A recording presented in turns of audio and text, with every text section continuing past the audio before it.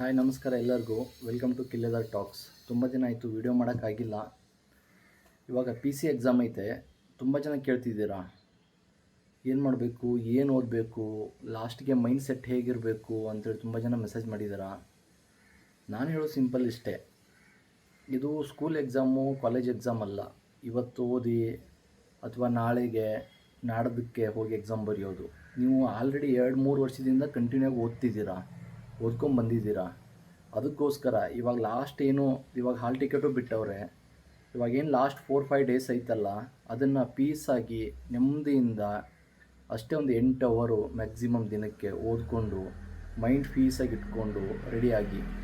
ಅದು ಬಿಟ್ಟು ನೀವು ರಾತ್ರಿಯೆಲ್ಲ ಓದಿ ನಿದ್ದೆಗೆಟ್ಟು ಹೊಟ್ಟೆ ಎಲ್ಲ ಹಾಳು ಮಾಡಿಕೊಂಡು ಒಂದು ಕಡೆ ಸ್ಟ್ರೆಸ್ಸಲ್ಲಿ ಬಂದು ಮೈಂಡೆಲ್ಲ ಬ್ಲಾಕ್ ಮಾಡ್ಕೊಂಡ್ಬಿಟ್ಟು ನೀವು ಎಕ್ಸಾಮ್ಗೆ ಹೋಗ್ತೀರಂದರೆ ಎಕ್ಸಾಮ್ ವರ್ಕೌಟ್ ಆಗೋಲ್ಲ. ತುಂಬ ಎಕ್ಸಾಮ್ ಇದ್ದಾವೆ. ಈಗ ನೋಟಿಫಿಕೇಷನ್ ಬೀಳ್ತೈತೆ. ನೆಕ್ಸ್ಟ್ ಎಕ್ಸೈಸ್ ಸಬ್ ಇನ್ಸ್ಪೆಕ್ಟರ್ ಐತೆ, ಎಕ್ಸೈಸ್ ಕಾನ್ಸ್ಟೇಬಲ್ ಐತೆ, ನೆಕ್ಸ್ಟ್ ಇನ್ನೊಂದು ಪಿ ಸಿ ಸಿವಿಲ್ ಐತೆ. ಸೊ ಅದಕ್ಕೋಸ್ಕರ ನಾನು ಹೇಳ್ತಿರೋದು ಏನಂದರೆ, ನೀವು ಇಷ್ಟು ಜನ ಓದ್ಬಿಟ್ಟಿದ್ದೀರಾ, ಇಷ್ಟು ದಿನ ಓದಿದ್ದೀರಾ. ಇವಾಗ ನನ್ನ ಸಜೆಷನ್ ಏನಂದರೆ, ನಿಮಗೆ ಏನು ನಿಮ್ಮ ಪರ್ಸ್ನಲ್ ನೋಟ್ಸ್ ಐತಲ್ಲ, ನೀವು ಮಾಡಿರೋ ನೋಟ್ಸು, ಮತ್ತು ಇವಾಗೆಲ್ಲ ನೀವು ಪೂರ್ತಿ ಪೊಲಿಟಿ ಒಂದು ಸಾರಿ ಓದ್ತೀನಿ, ಪೂರ್ತಿ ಜಿಯೋಗ್ರಫಿ ಒಂದು ಸಾರಿ ಓದ್ತೀನಿ ಅಂದರೆ ನಿಮ್ಮ ಕೈಯಿಂದ ಆಗೋಲ್ಲ. ಇವಾಗ ತುಂಬ ಬ್ಲ್ಯಾಂಕ್ ಆಗಿಬಿಡ್ತೀರ ಮೈಂಡಲ್ಲಿ. ಅದಕ್ಕೆ ನಾನು ಹೇಳೋದೇನೆಂದರೆ, ಇವಾಗ ಏನು ನಿಮ್ಮ ಹತ್ರ ನೋಟ್ಸ್ ಇದ್ದಾವಲ್ಲ, ಅದನ್ನು ಸ್ವಲ್ಪ ನೋಡ್ಕೊಳ್ಳಿ. ನಿಮ್ಮ ಪರ್ಸ್ನಲ್ ನೋಟ್ಸ್ ಮಾಡಿದ್ದೀರಲ್ಲ, ಅದನ್ನು ನೋಡ್ಕೊಳ್ಳಿ. ಯಾರಾದರೂ ಮಂತ್ಲಿ ಶಾರ್ಟ್ಕಟ್ ವೀಡಿಯೋಸ್ ಮಾಡಿ, ಆಯಿತಾ, ಮಂತ್ಲಿ ಕರೆಂಟ್ ಅಫೇರ್ಸ್ನ ಕ್ವಿಕ್ ರಿವಿಷನ್ ಮಾಡಿರ್ತಾರಲ್ಲ, ಆ ವೀಡಿಯೋಸ್ನ ನೋಡ್ಕೊಳ್ಳಿ. ಅದ್ರ ಜೊತೆಗೆ ನಿಮ್ಮ ಶಾರ್ಟ್ ನೋಟ್ಸ್ನ ರಿಕಾಲ್ ಮಾಡ್ಕೊಳ್ಳಿ. ಇದು ಭಾಳ ಇಂಪಾರ್ಟೆಂಟು.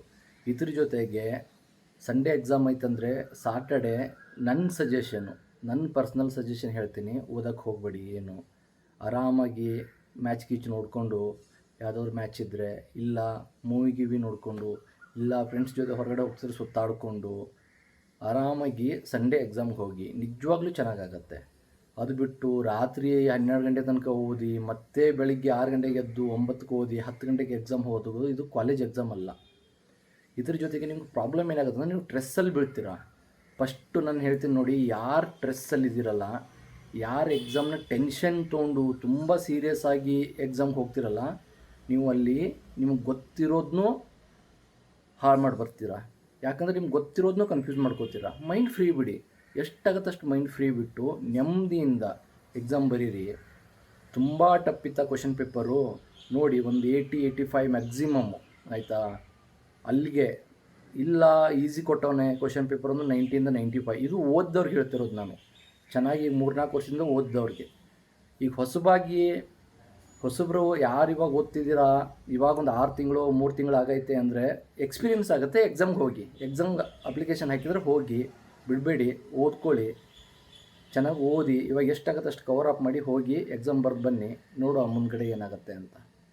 ಸೊ ಇಷ್ಟು ಹೇಳೋಕ್ಕೆ ಇಷ್ಟಪಡ್ತೀನಿ ನಾನು. ಸ್ಟ್ರೆಸ್ಸಲ್ಲಿ ಹೋಗಬೇಡಿ. ನೀವು ಸ್ಟ್ರೆಸ್ ತೊಗೊಂಡ್ರಾ, ಇದೊಂದೇ ಜೀವನ ಅಲ್ಲ, ಇದೊಂದೇ ಎಕ್ಸಾಮ್ ನಿಮ್ಮ ಲೈಫ್ನ ಡಿಸೈಡ್ ಮಾಡಲ್ಲ. ಸೊ ಅದಕ್ಕೆ ಟೆನ್ಷನ್ ತೊಗೋಬೇಡಿ, ಆರಾಮಾಗಿ ಎಕ್ಸಾಮ್ ಬರೀರಿ. All the best.